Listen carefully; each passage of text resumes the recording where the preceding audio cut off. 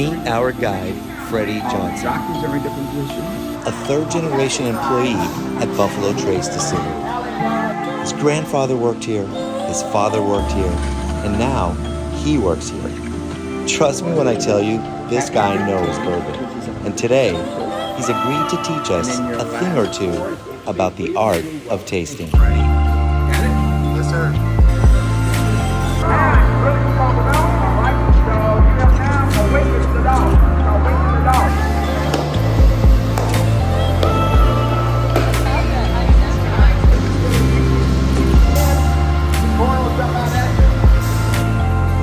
Serving as the official starting point of the Kentucky Bourbon Trail. She said she was gonna banner the shit out of this. And located in the heart of downtown is the Michters Fort Nelson Distillery, right across the street from the Louisville Slugger Museum and Factory. After a brief stop at Four Roses, we were off to Laredo, Kentucky. Maker's Mark is still doing things just like they did in 1953.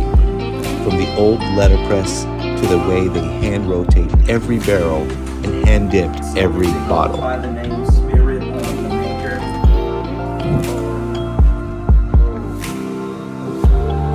Definitely make it a point to stop by Star Hill Provisions for food and cocktails.